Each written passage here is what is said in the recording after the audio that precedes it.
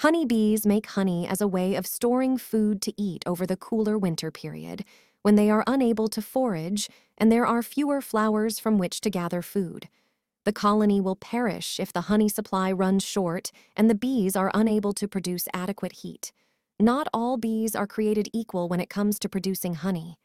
Many bees pollinate and collect pollen to store for the cold months, so they can survive. Honeybees, however, collect nectar and pollen to make their sweet survival food, honey. There are only about 7 species within the honeybee family.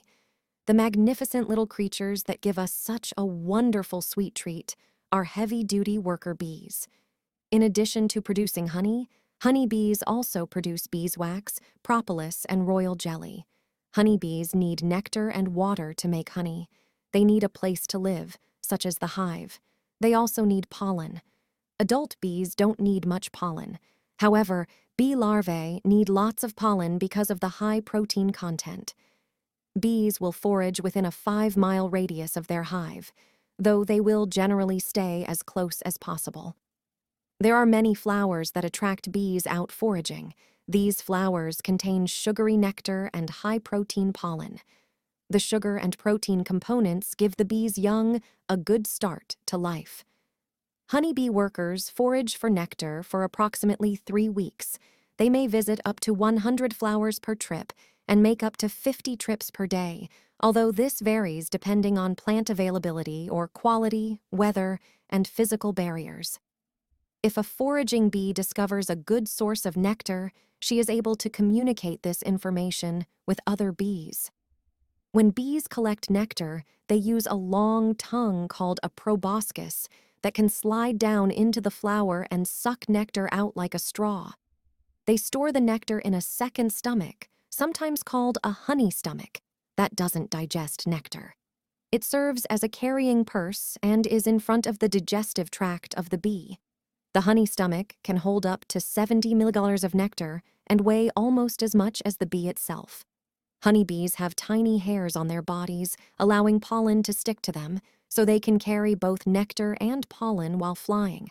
While the worker bees are flying and storing nectar, the honey stomach begins mixing the nectar with enzymes to start pulling some of the water out of the nectar. When the worker returns to the hive with the nectar she has foraged, there will be a younger worker bee waiting.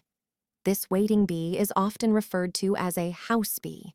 Her job is to suck the nectar out of the honey stomach of the forager. Once the nectar has been transferred, the house bee will chew it. While chewing, she adds enzymes to the nectar to break it down, forming simple syrup. The enzymes also reduce the water content in the nectar. This makes it easier to digest and less likely to be plagued by bacteria while stored inside the hive. Once the syrup has been created, the worker bee will distribute the resultant syrup inside a cell in the honeycomb. Honeybees help reduce the water content by fanning the honey with their wings. Once the honey is to the right consistency and the water content at the right level, a bee will cap the honeycomb cell with beeswax, making it ready for later consumption. Bees will excrete a substance from their abdomen to cap the honey. Honey is made up of about 82% carbohydrates, mainly fructose and glucose. It also contains a variety of enzymes that help convert other enzymes into fructose and glucose. Honey also has 18 different amino acids. Honey contains a variety of vitamins and minerals.